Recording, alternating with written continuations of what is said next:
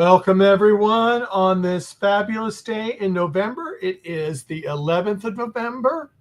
Oh, no, it's not. It's the 24th. Marcia just slapped me already. I'm not starting out good. Now, let's see. What show is this? This is Talented Universe on the NBD Media Network. Did I say that right, Marcia? You did. Well, I'm glad because now I've said Marcia 3 times. So I know I've got that right. Marcia, how are you doing this morning? I am doing great. It's nice and getting cooler here, so that's good. Oh, is that good? Yes. So it's down to 30 now? And it's down to 70, so. Oh, okay. From Florida. I'm in Florida, so that's a good thing. Okay, so go ahead, Marcia, take it away. Hi, everybody. Well, I'm so happy to be here today with another great guest. We have Brad Sample, who is a singer-songwriter originally from Nashville, Tennessee. Mm-hmm. Yeah. And we're really going to dive into his experiences on The Voice, and hopefully we'll get to talk about some other things. So welcome, Brad.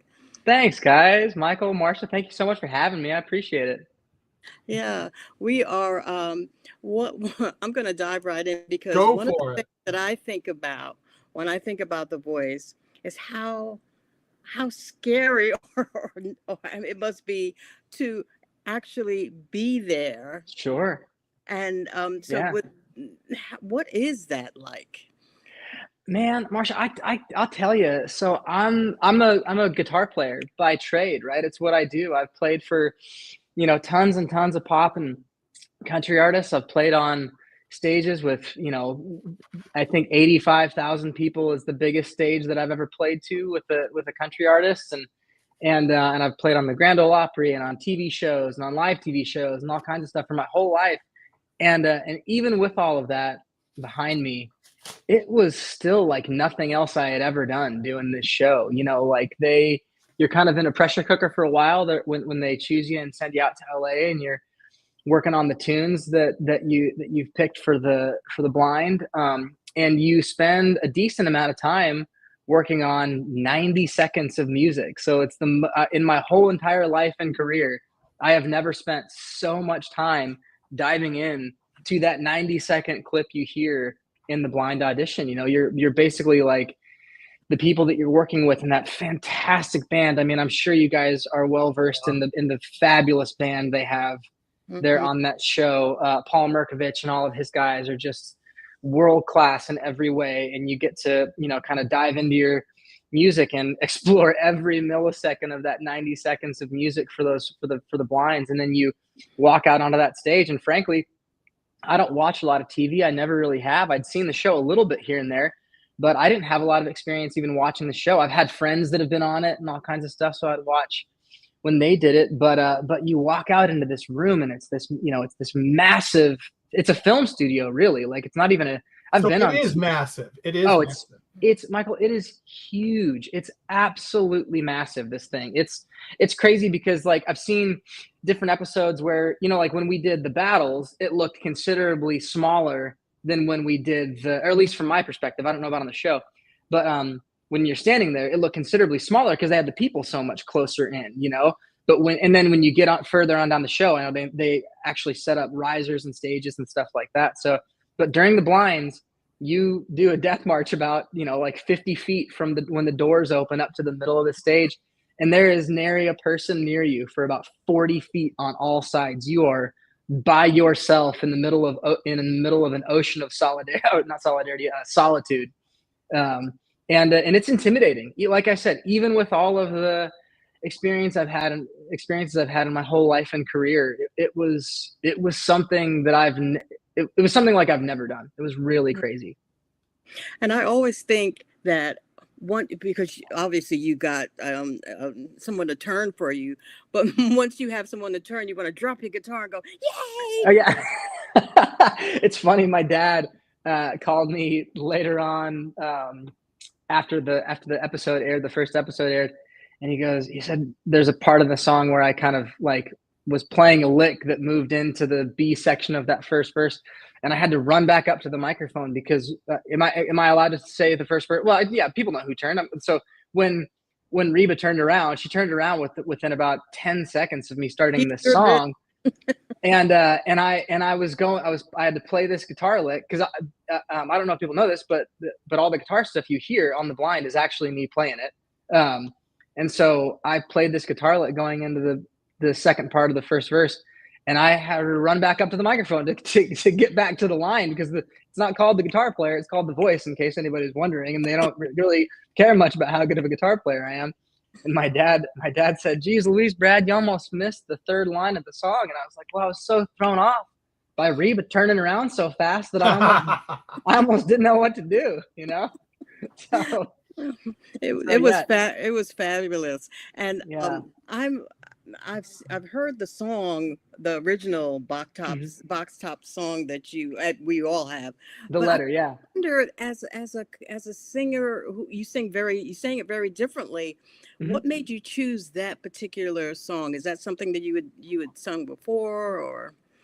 Yeah, so I've known that song. I'm a big Joe Cocker fan, and Joe Cocker did a version of it with the Mad Dogs and Englishmen in 1970 when Leon Russell was famously in his band and stuff. And I knew that version, and I actually met Mike here recently, the original keyboard player for the Box Tops. They reached out actually on Facebook, and I got to have lunch with him, which was so fun. To talk to those guys, because I mean, just legends, you know, like old Memphis legends. And they're still doing it. They're still playing. We're actually going to try and get together again sometime soon and record some stuff. Really, really cool guys.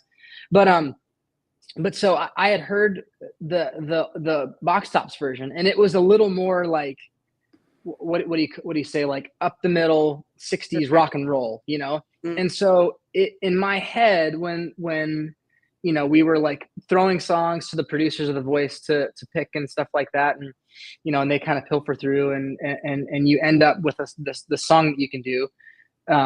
I was like, well, the version that they did is really cool musically, but it's not as much of a singer's version of that song. Yeah. And the Joe Cocker version, you know, I don't sing a lot like Joe Cocker, but it's a little more of like an expressive singer's version of that song to me. So, you know, when I was trying to come up with a cool way to do it, they said, you know, we can talk to the music director and see what kind of arrangement is going to be kosher and stuff like that. So I went in to my studio. I have a studio here in town, and just kind of cut a little demo of the way that I would want to do it if it was okay with them.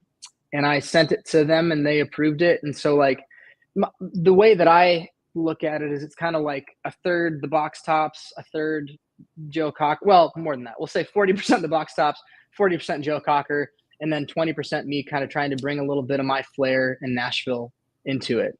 So that's kind of where I was trying to live, you know, like I wanted it to be a little more guitar driven than piano driven. I wanted it to have a little bit more of the kind of funky feel that Joe Cocker brought to it, but I still really wanted to pay homage and have that great rock and roll grit and drive that the Box Tops did. Well, it was beautiful and it worked. So. Oh, thank you. Thank you. It was lovely. Michael? Yeah. Let me go to one of the questions. I think I just figured something out that I didn't understand before. Okay. Justin Fields asked, you had an opportunity to work with Reba because she turned first, who is also a country blues rocker. So what was going through your mind when you chose Snoop, who is very different from your Joe Cocker style singing voice? Now that's interesting that they say that, and you just said you don't think that you're.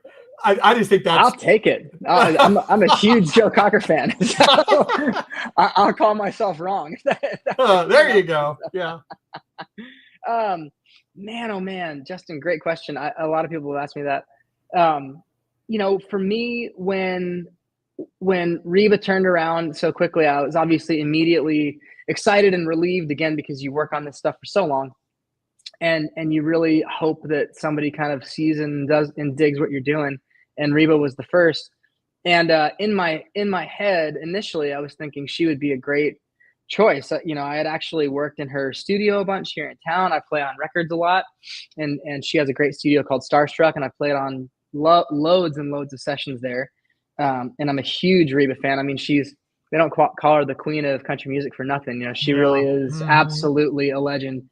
And so, you know, I made it through 80% of the song with just Reba being the one that was sitting there smiling at me. And I was like, this is great. This is going to be awesome. I can't wait to work with her. And then, you know, the very last big note, Snoop turned around, and I didn't even think there was a possibility that he would be interested in what I was doing. So I was pretty shocked when he did turn around. And you know, everybody kind of went through their comments and said what they thought, and it was mostly really encouraging and sweet. And when it came time to make the choice, it was completely just a heart thing. I was thinking in my head, like, you know, what is, you know, like Reba is such an absolute legend in that world, and so talented and so amazing. Snoop is, I've known Snoop Dogg songs since I was, 5 years old. And in case anybody wants to know, that's a pretty long time. I just turned 39.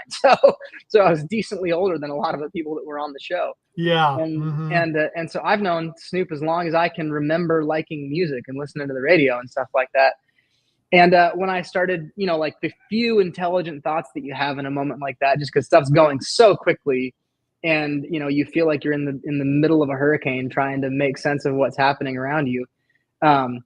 The one halfway intelligent thought that wasn't just a gut thing was, I feel like I could really learn something cool from Snoop. Not that I couldn't learn anything from Reba, obviously, she's a monster, but he's just so different from what I am and do. And that's what I want to do at this point in my life. I want to learn as much as I can and know. I've been in Nashville for my whole life, and I've been playing country music and rock and roll for my whole life. And I've had so little experience in rap and hip hop and R&B. And he is such an icon and such a legend. It just seemed like kind of to heck with what the outcome was going to be. I wanted to see what I could learn from him. And that was the one smart thought that I had about it, I guess. Yeah. Well, honestly, I mean, he has done everything. Oh yeah. I mean, he has done the business side. I mean, he is from what I can see, he's a marvelous businessman. Oh yeah. He's a marvelous producer. Mm-hmm. I mean, he's doing commercials now. Yeah. I mean, yeah. I'm just like, when did Snoop start doing commercials? Yeah. It was crazy. Like, this is crazy. Yeah, I agree. This is crazy. Yeah. But I totally get your reasoning. I think I would have done something similar, saying, what coach can I get the most out of? Yeah. And get out of my comfort zone, take advantage of this opportunity that I have. Yeah. I mean, I totally get that.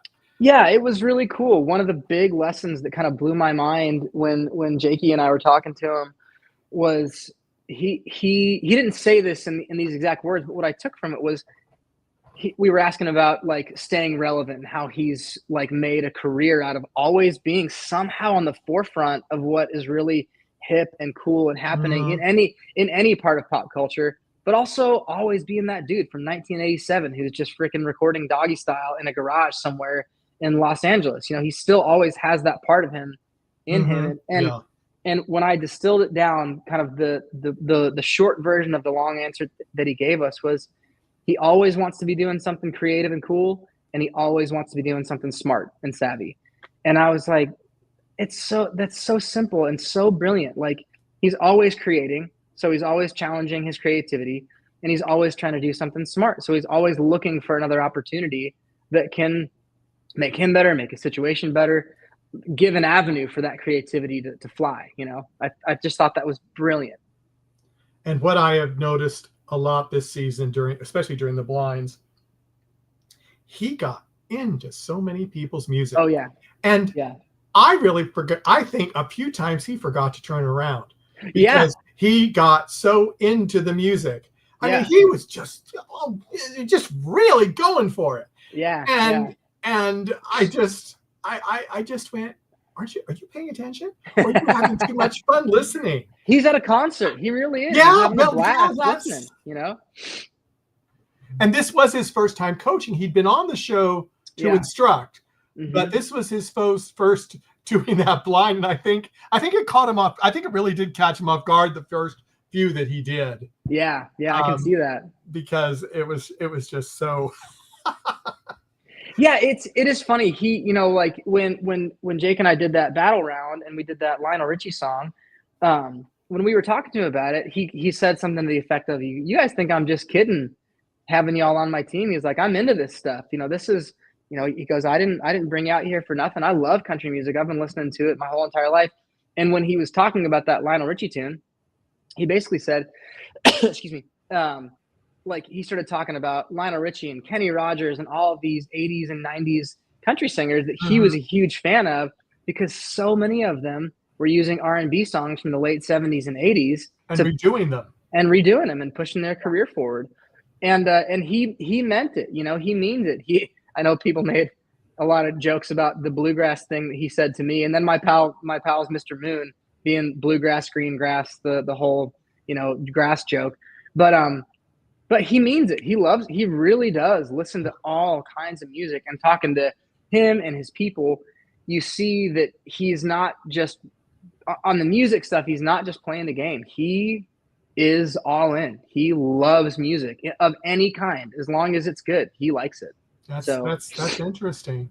Mark, yeah, it was really cool. I'll go ahead with you, then I'll go back to one of the other questions in the chat. But you go ahead. Well, just to follow up a little on what you just said about showing that you love a certain kind of music, when it's really challenging to reach across a television screen and reach an audience that's very different from being live.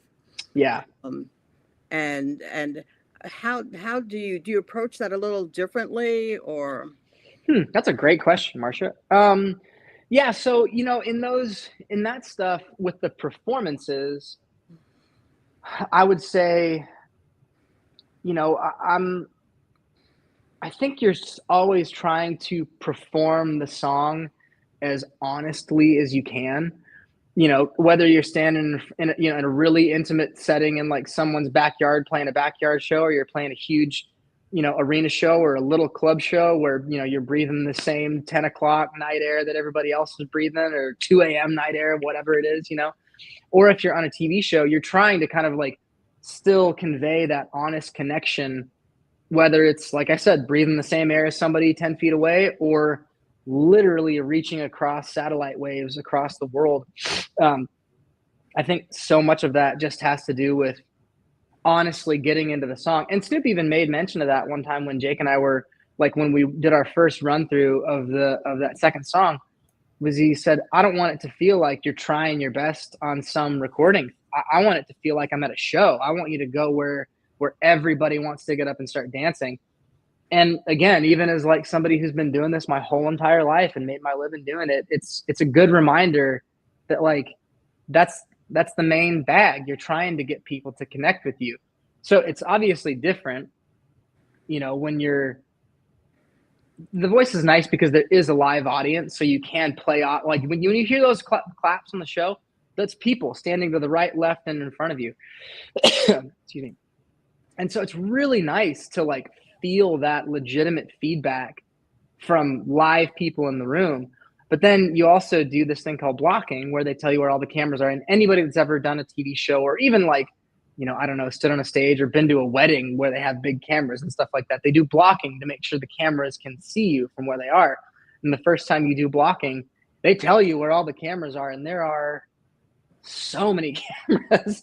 So you're trying not to think about it, but you also, like you said, Marcia, you want to make sure you convey that spirit through these cameras, because like those couple thousand people that are there in that room are great, but they're not the 12 million people that are out there watching you on air. And so, not that you want to forget the people that are standing right in front of you, but you really want to make sure you give those millions of people that are seeing the show and feeling it the best show you can. So it is a little bit of a balance of like playing up, you know, like to the cameras, and also playing right in front of you to the people that are there, because you want to let them have a great time too. Mm-hmm. And your daughter was so cute. Oh man, yeah, she's a doll. We were just at church this morning. I was grabbing her from Sunday school and trying to shove her in the car and being like, yeah, "Man, you're such a wild animal." And then I was just thinking, this is the cutest freaking kid in the whole entire world. She's just alive and having the best time. She had a great time out there too. She still talks about it. It's hilarious. Mm-hmm. Do you have certain songs that you sing to her that she Oh would just? yeah. Mm. Yeah, so she has we love Dwight Yoakam, that Fast as You song. Maybe someday I'll be strong. Maybe it won't be long. She picks up her ukulele and jams along with it and sings the whole thing. And then she's really into show tunes these days. So I don't know if y'all have seen like Hello Dolly or The Sound of Music and stuff like that. Like she's all about The Sound of Music. She's all about Hello Dolly. We just put the Charlie Brown Christmas record on here a little bit ago, and she's loving some Linus and Lucy, and just having a great time. And do you jam out with her? Yeah, a little bit. She's got a little ukulele. I send out a lot of she's great. I send out a lot of tracks, like guitar tracks and stuff like that, for records from the house. So a lot of times when I'm working, when I'm not at the studio and I'm just at home, she'll be coming home and I'll be sending off a guitar track, and she always comes up and bugs me. Actually, on my Instagram account and TikTok, a couple weeks ago, I was working on the song, Stuck on YouTube. Jake and I are actually releasing that pretty soon. We just got the mix back, so world premiere announcement, y'all, right here. Cool. Yeah, we're releasing that tune. And so I have a little spot upstairs where I would play stuff, but I ran out of time at the studio the day before and had to move my little rig to the garage because I woke up at like 4 the next day to finish some tunes, and one of them was Stuck on You, and I was just trying to get it done right before my wife and daughter woke up for breakfast, and around 5:45 or something like that, you hear this knock at the door. She walks out into the garage.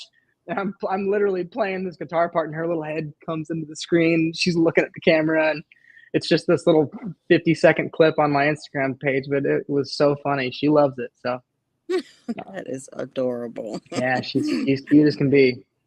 I have more, Mike, but I Okay, let me go to this question because this has something to do about Jake. So, and that's what you just said. Yeah. Justin also asked, before I do that, we also have a like. We do likes on Facebook. Roger Noriega, thank you for the like. Thanks, guys. And let's go back to this question. I'd say Justin asked, he said, I saw you had a performance on October 16th with your battle partner, Jake.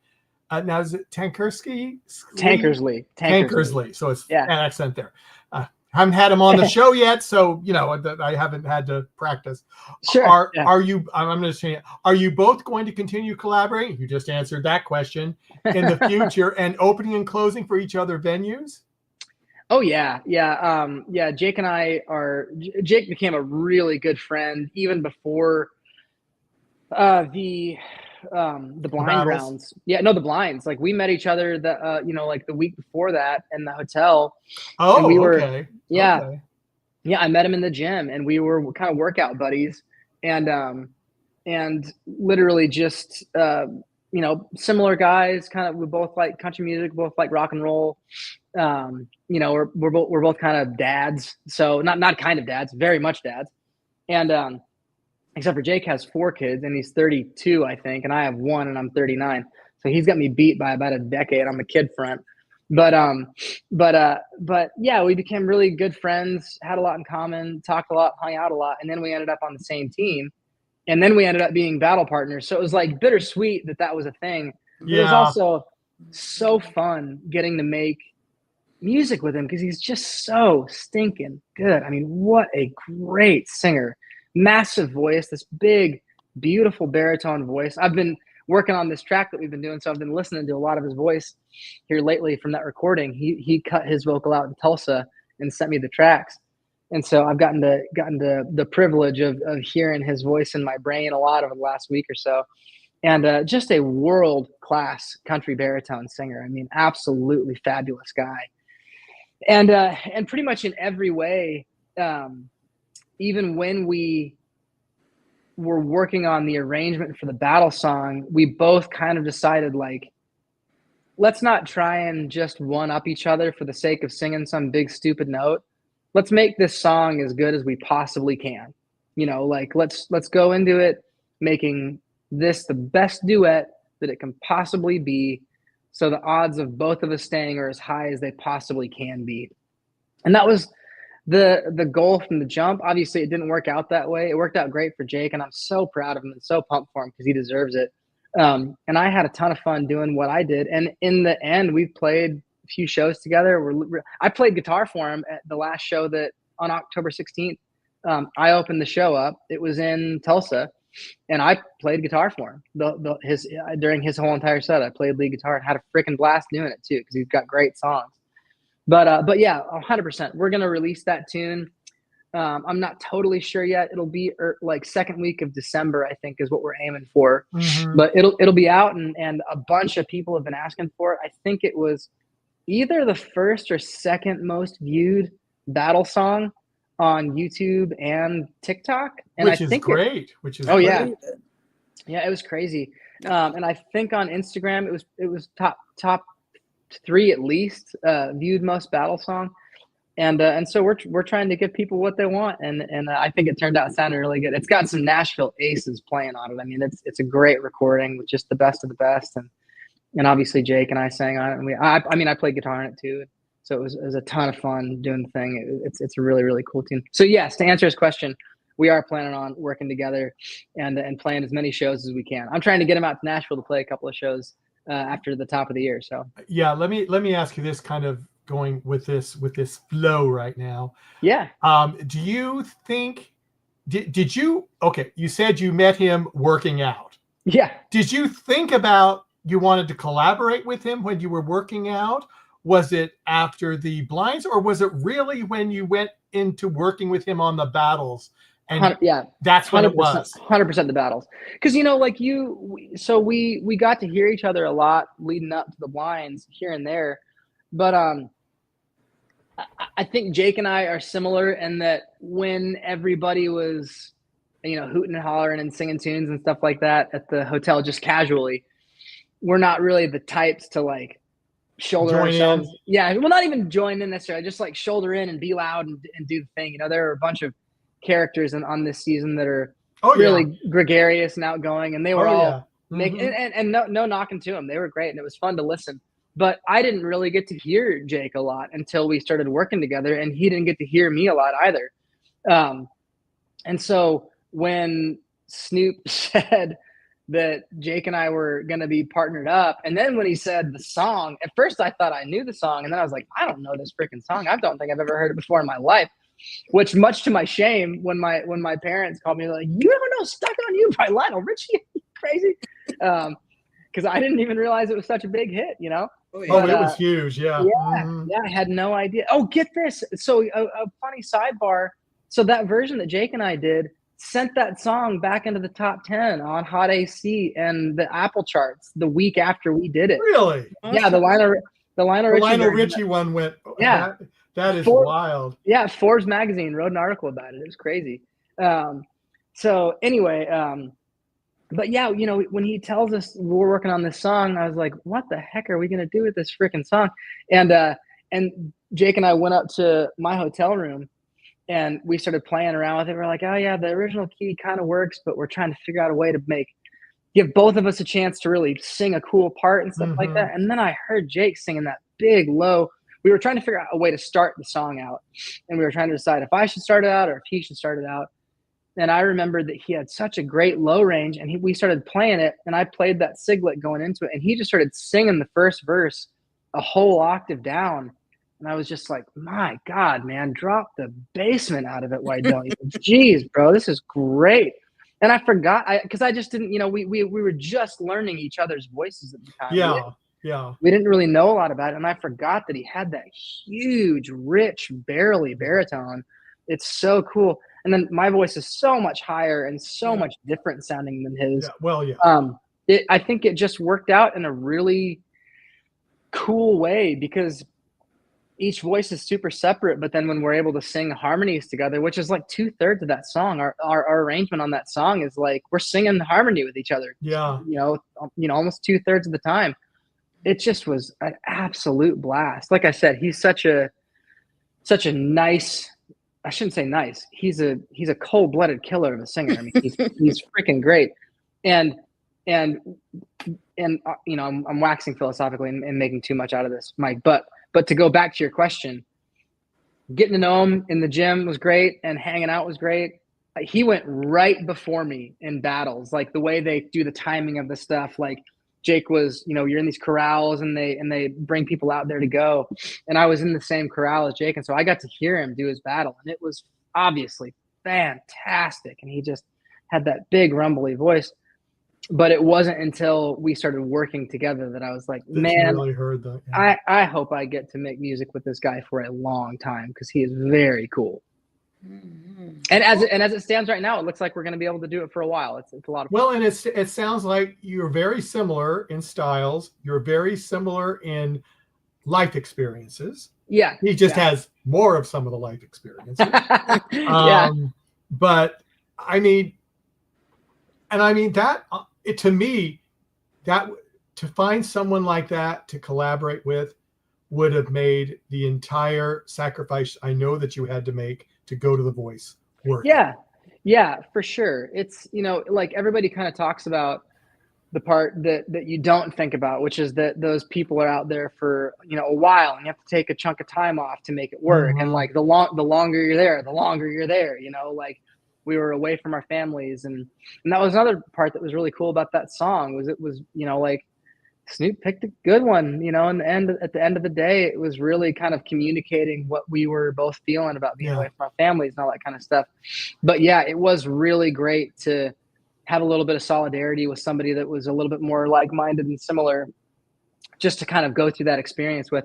And I had a great experience meeting all of those people. I mean, there were so many of those cats that I'm still friends with. I literally saw Gail Bliss a couple days ago. Love Gail. Yeah, Love Gail. She was shooting a music video in Nashville, and I know. Yeah, and so I'll be in it, because I showed up. Really? Oh, how cool! Cool. Mr. Moon, Leah, and Sav will both be in it as well, and Lauren Michael Sellers will be there as well. So we all came out and got to hang out with Gail, which was just so fun. She's a fantastic and such a sweet woman. Oh, she is wonderful. I mean, I was just like, I just fell in love when we had her on. It was just wow. yeah, she's wonderful, man. And she's lived like 7 lifetimes. That lady, like, she's stunningly beautiful, obviously. And I think I know she's older. I don't remember exactly how old she said she was, but she told everybody. So it's not like it's uncommon. It's not like, no. I'm not, but I'm not going to say a number because I can't remember exactly what it was. Well, I said to her 21, I think I said. Yeah. she could pull it off for sure, man. But she's done everything, she's literally lived on every coast. She's flown all over the world. Mm-hmm. She's worked with some of the biggest country stars and pop stars on the planet. She's danced, she's acted, she's done all of it. And just a real, what's the word? A real lighthouse, like a light post of somebody you go like, if I'm that age and I've done all the things that she's done and accomplished all the things she's accomplished, I think I'd be pretty pumped about my life. And how wonderful and excited to still live life she is. And she's still going. I mean, she's still going. Man, she had more when we went to shoot that video a couple of days ago. She had more energy than anybody in the room. It was insane. She was wide open. Yeah.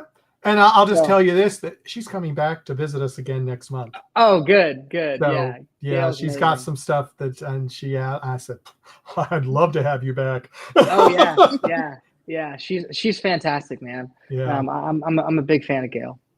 Yeah. Well, I'm glad you are, because I was just like, oh my goodness, I didn't see that on the show. Yeah. But when she was here with us talking, it was just like, oh wow.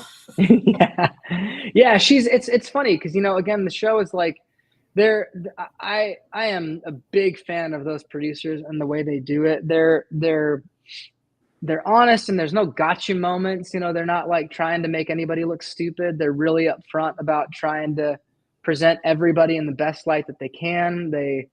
I appreciate that they are like an unabashed family show. I got a 2-year-old now, so it's nice to not have to mute the TV every time somebody comes on or something like that.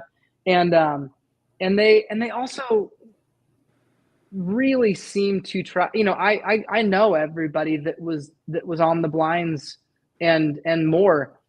And from what I can tell, from what I saw, they did a pretty good job of making everybody look as good as they could. That said, it is hard when you're dealing with a cast of 54 people. 64. Oh, geez, yeah. Wow. Yeah, I mean, that's what that's shocked me this season. It was like they had 64 contestants. Yeah, that's a lot of people to 64. try and like paint a picture of. That's a lot. It is a competition. Right. That's what I was telling one of the other guests we had. I said, I have enough trouble trying to schedule guests for podcasts. Sure. I don't even want to think about having 64 people in the same vicinity and you're trying to schedule them for the same thing. Yeah. And everybody else is, I just went, oh. Oh, it's a small army. It really is. And they do a fabulous job. Fabulous. They really do. It's amazing. But there are, to what you were talking about getting to know Gail and being shocked about how just kind of fantastic she is. Not that she didn't look fantastic or seem fantastic on the show. Obviously, she was wonderful, but they only have minutes to try and paint everybody the best they can, and it's hard to get to know somebody that quickly. Oh, absolutely. So yeah, but again, I feel like they do a pretty stinking good job of it. It's really impressive. Mm-hmm. When you were talking about energy, and I was reading your bio. Is this a misprint? You do 100-mile? You grabbed my question. Bad, Marsha. But that's okay. Yeah, Marsha and Michael, I do. So there's actually a documentary that just came out about that. With two of my really good buddies, I did a race. So they're called 100-mile ultra marathons, and most of the time they're in the woods over mountains and stuff like that, on trails. And I got into it years ago. I've been running since I was a teenager. And really got to where I liked it. And then a buddy of mine, a guy named Kyle Whalen, who is a fabulous bass player. He's also played on the Odd Seasons B bands, or no, they call them the A and B band, but the Odd Season band is a kind of a mishmash band. Sometimes it's not always Paul and Dory and those cats. Sometimes it is, sometimes it's not, but Kyle has played on both bass on both the even and odd seasons for a while. He currently plays bass for Katy Perry. But Kyle and I met each other years ago, just playing in rock bands in Nashville. And then as our lives progressed, we were playing for country artists and on Opry stages and on sessions and stuff like that. And we became better and better buddies, but we spent most of the time getting to know each other running. We were both runners. And so we would, be on the road on the same tours or whatever. And we'd be the ones that would get up the next morning super early and go on a run. We would get to wherever the next show was. And then we met our buddy Caleb Gilbreth, who's a fabulous drummer and a fantastic producer, and just become one of my best friends in the world. And he played for, most recently, he's played for all kinds of people, but Brett Eldredge, he was playing for a long time if you listen to country music. And then currently he's playing for a guy named Brian Kelly, who is half of Florida Georgia Line, the big country duo, and he's producing his record and doing all kinds of cool stuff. I played for Colbie Caillat, the pop chick, or I say pop gal, kind of the acoustic pop gal, and Caleb has played for her as well. But we all kind of made this band years ago now, probably 7 or 8 years ago. It's just a fun rock band, and ran this race together, a 100-mile race, and they made a documentary about it. So if you want to see us running through the woods for 100 miles in great detail and making music, the documentary is called Rhythm in the Darkness, and it's an insane journey into it. But yeah, I've been doing those ultra marathons for about, it will be 10 years next year from the first 100-miler that I ran. Wow. What kind of nutrition do you need to do something like that? All of it. You gotta constantly stuff your face, right? Yeah. So like at these races, most of the time they're through the woods, and up and over big hills and mountains and stuff. And they have these things called aid stations every 5 or so miles. And you usually run with the pack. 5 miles, that's it. Yeah. So there'll be 20 of them, like throughout these races, because you're trying to finish it in kind of the gold standard is a day. You try and get them done in about 24 hours. But they have cut off times anywhere from 30 to 40 hours. So you usually run through the night, but usually you wear these like vests, these kind of small, lightweight vests, and you can put water or, electrolytes and stuff like that, Gatorade kind of stuff. and then food, a lot of, chews and bars and these things called goos, which are these like, glucose fruit. It's basically syrup. It's like sugary, goopy stuff. And then when you come into these aid stations, you're eating quesadillas or bacon or what. It's kind of crazy because it's like a buddy of mine describes it as a 7-year-old's dream birthday party. There's just like junk food everywhere, potato chips and gummy worms and stuff like that. Just kind of anything you can get down easily. And yeah, you eat a lot. It's crazy. And then after the race, do you sleep for like 12 days or? Basically, yeah. So the first one that I did was called Arkansas Traveler, and it was in the Ozark Mountains in Arkansas, and which is pretty close to where my wife is actually from when she was a little kid. But the first one that I got done with, you get done and it's, it's like morning the next day. So you've been up for 24, 30 plus hours. And generally around 1 or 2 in the afternoon, you just crash like a freight train off the tracks. And usually awake pretty abruptly 5 or 6 hours later, feeling like, what have I just done?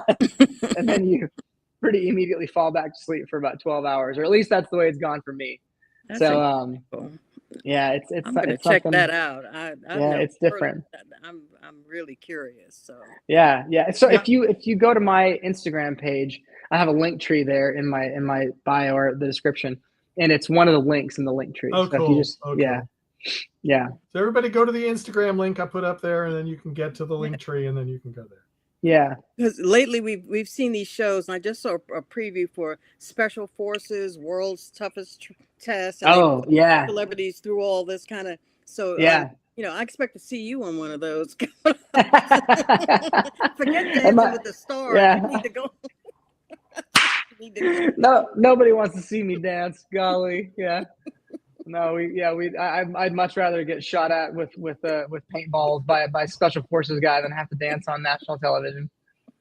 But they do train you, but sure. It's funny, when I was a kid growing up, my mom actually sent me and my sisters all to cotillion.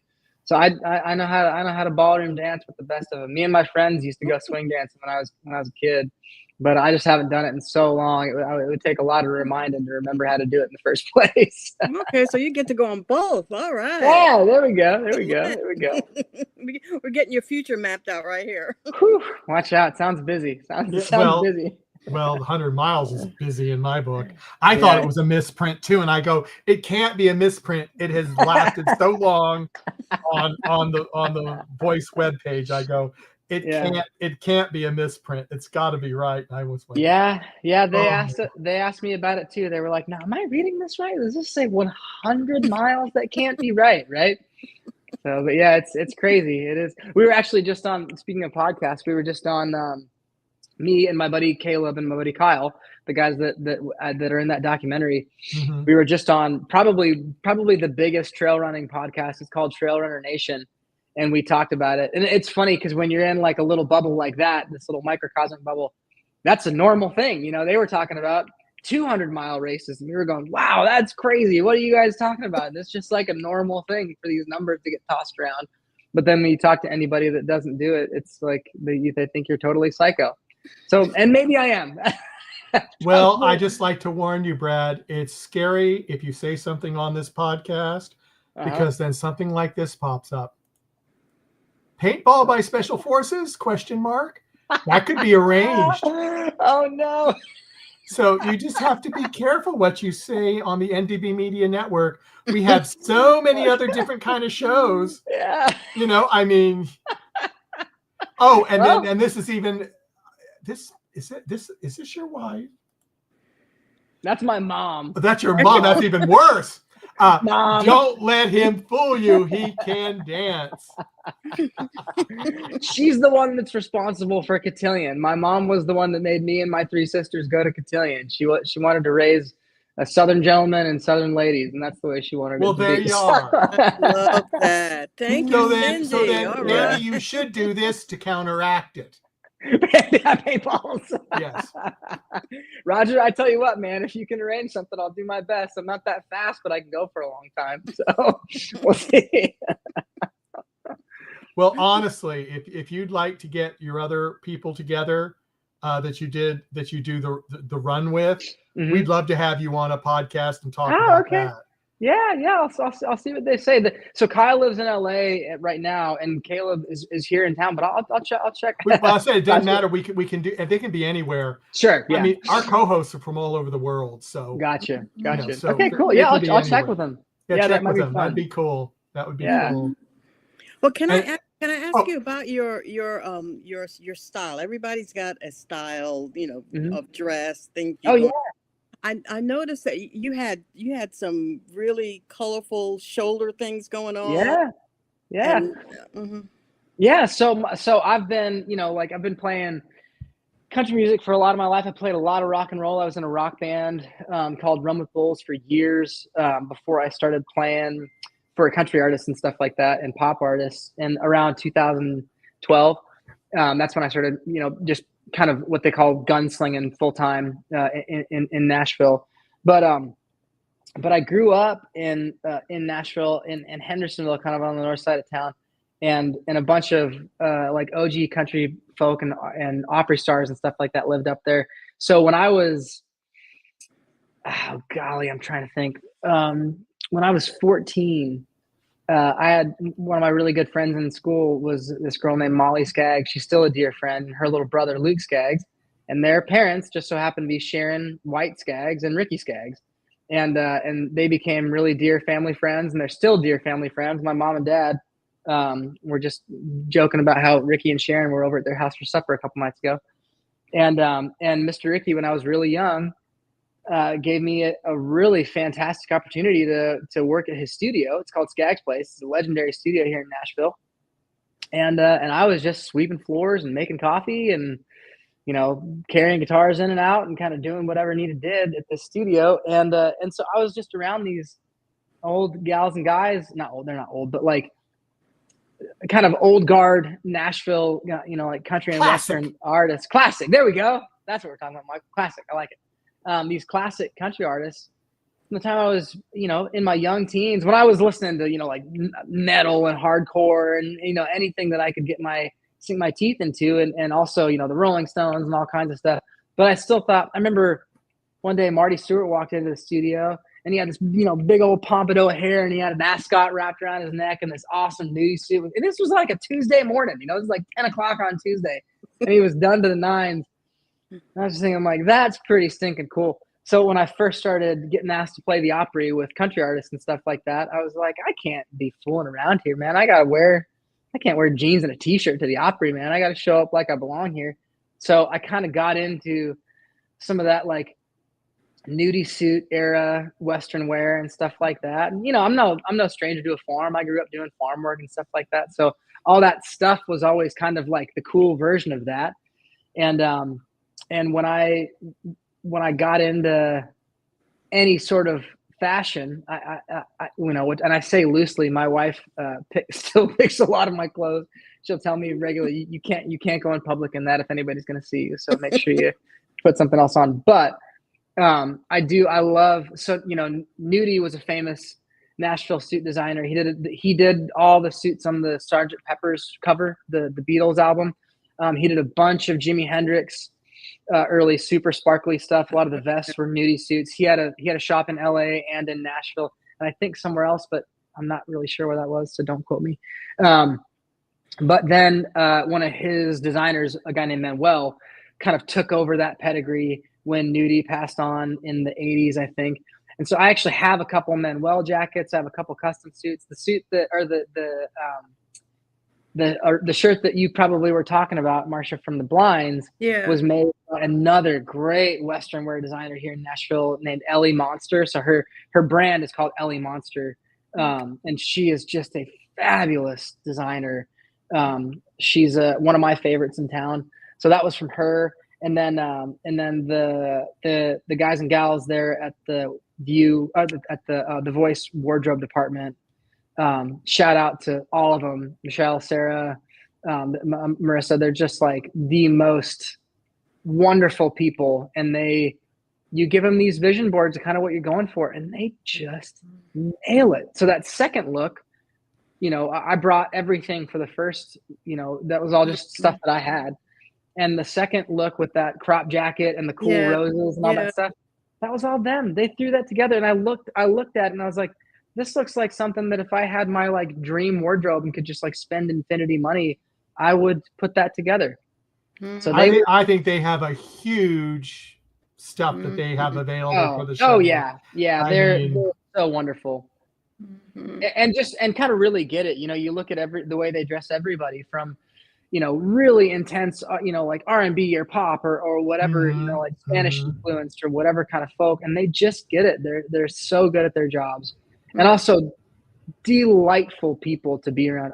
Frankly, you spend probably the most time with the wardrobe department than maybe anybody, because it takes the longest to get dressed and undressed, fit, and refit.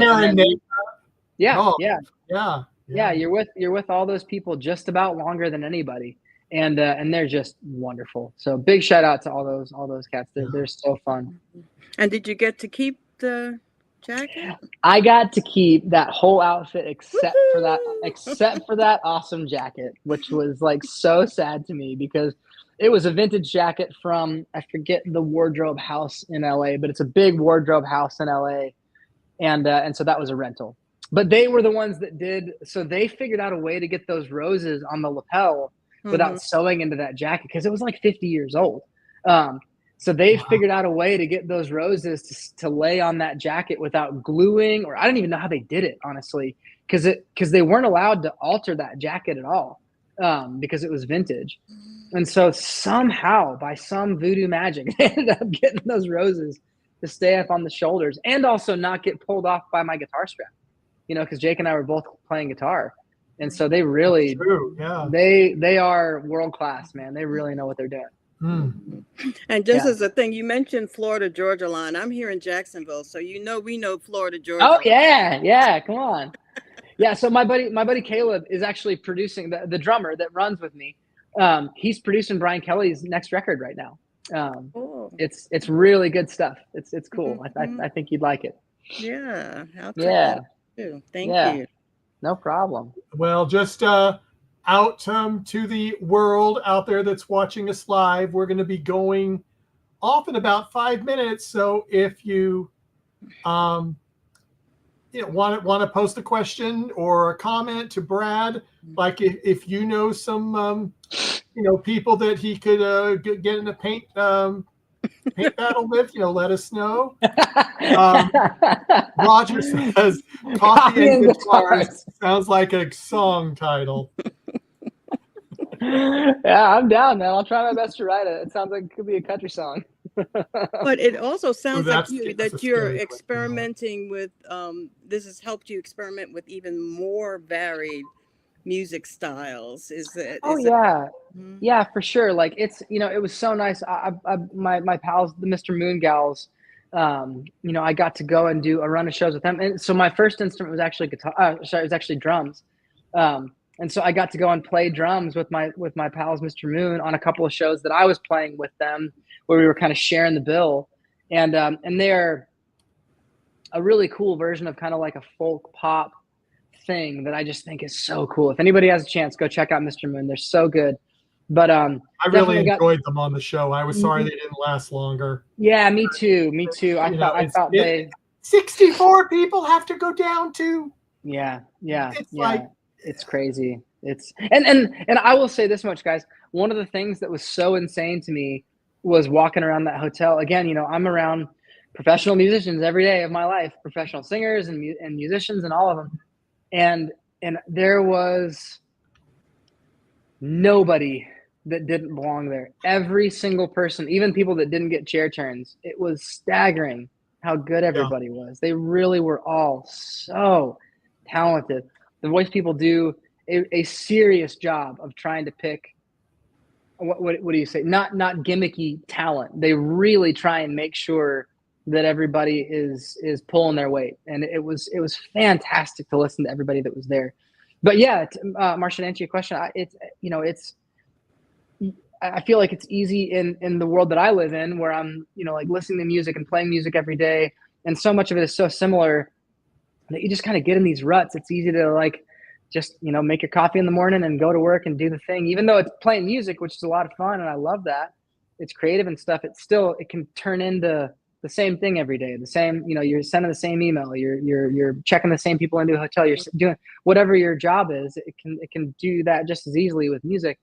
And so it was so enlightening and so fun to be around people that were so similar to me because they were musicians, but so different than me musically, and getting to hear all of their talent and the way that they would approach a vocal, the way that they would sing a song, the way that they would hear a drum groove or a bass line or a beat or whatever. And then to get to hear someone like Snoop tell you what they think about what you're doing, or like Michael Bublé tell you what they think about what you're doing, or about how a rhythm section should act, or whatever. It was absolutely amazing. And it was so fun to just get to take this picture of the musical world around my brain and blow the roof off of it and be like, you don't have to just, don't get me wrong. I love up the middle country music and pop music, but it's also really fun to think like, what would Snoop do with something like this? Or what would like Jeremy Bell, I forgot to say his last name, Bellowitz, one of the singers that's still singing right now on the show. I think he's on Snoop's team. But how would he approach this tune?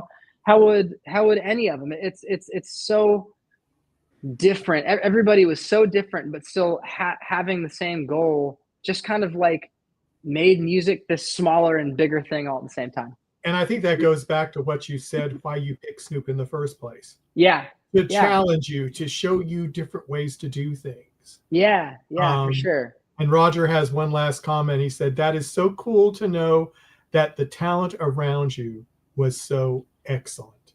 Roger, truly, it was, I'd never done anything like this before. And like I said, honestly, I hadn't watched a lot of these shows. And I was, I didn't know what I was getting into. I didn't know if everybody there was going to be, just like a hot model that was a joke or something like that. Obviously, there were plenty of beautiful people that were on the show. They're all lovely and wonderful. But truly, everybody was so talented. I mean, what you hear is what you get. And it's funny because even some of the blind auditions, I was like, man, I remember, not that anybody sounded bad, but like, it's you're fighting nerves and all this kind of stuff. Oh yeah. I will say this much: if anybody makes a bad comment about anybody on that show's voice, I can guarantee you, if it's true, it's because they were having a bad day that day, and you might need to listen a little deeper, because pretty much everybody that was on that show was a world-class singer on season 26. It was truly humbling and a lot of fun to be around them. It was eye-opening for me. I mean, I haven't watched, I probably watched since around season 19, 20. Okay. And I have been, it's just gotten so much more intense. And since we started this, we started doing these conversations. I had 2 guests from season 24. Oh, wow. Okay. Right at the end of the season. And they were the only ones that I could get at the time. And we started earlier on season 25, and I had about 12. Then I don't know how many I've had this season, but I think it's almost twice as many. Oh, great. That's awesome. And so it's great. It's great. And I'm still going. Yeah. I'm about dead, but I'm still going, and I do appreciate Marcia subbing today. This is her second one, I think, that she's done with me. Oh, this one. Nice. Yeah, I usually do sci-fi stuff. So. Yeah. Oh, cool. Okay, cool. So that's what most of our network is, all sci-fi stuff. So. Oh, fun. This is kind of a different thing. They got something sports. They've got us that does a lot of music and other things. Oh, cool. And then and then a lot of sci-fi. So anyway, going, because we probably do need to close. So okay. I'm surprised your daughter hasn't come in to visit yet. Well, she's at my mother-in-law's house today. Okay. Yeah, hanging out with Gran and having a big old time doing it. Well, okay. So I was wondering. I said I'm expecting to see her pop in. Yeah. I'm alone right now. My wife is at her shop. She owns a jewelry shop down at 5 Points in East Nashville, and I'm soloing it for a little bit before I go and pick the little kid up for dinner. So. Oh, well, there you go. Yeah, yeah. So you're doing Awesome. really good. Now, Brad, Yeah, I'm doing going to great. say it, and I know this is from Marcia too. As I said, I'd love to have you back with your running Yeah. buddies or Oh, anybody okay. else you want. And I'm Yeah. serious. I'm serious. Okay. Yeah, And if totally. you'd like to come back and announce some things and just chit chat Definitely. again, and Yeah. that would be wonderful. Okay, cool. Yeah, I'd love to. I've had a total blast. It's been a great time talking to you guys. So thank you Well, for having I'm me. glad I got you. I'm glad you Yeah. answered my email. So, Oh, yeah, of course. I mean, Well, that's you've got it. So let's keep it rocking, man. keep it rocking. When we find out what the release date is on this Stuck on You thing, I'll let you know. Love to have you back for that. Yeah. Would love to talk about it. But okay, Awesome. so I'm going to go ahead and close, Marcia, unless you have a final comment, or are you okay? No, just one thing. I almost forgot. I actually lived in Nashville for a while. Oh, did you really? My son was born in Nashville. Come on! Oh, that's I called so him fun. the Tennessee Kid. Actually, love it. That's awesome. Bringing back memories, but yeah, cool. Right on. I'd love to have you back and talk some more.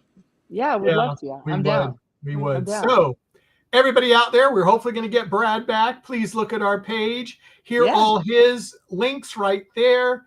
If you're too tired to write it down, ndbmedia.net, under videos, under Talented Universe, we've got a whole little place on our webpage that has all the links there. So you can just click them there. So great. Either way. So awesome. From all of us at NDB Media and Talented Universe, see you next time. Bye-bye. Thanks, guys. Bye, y'all.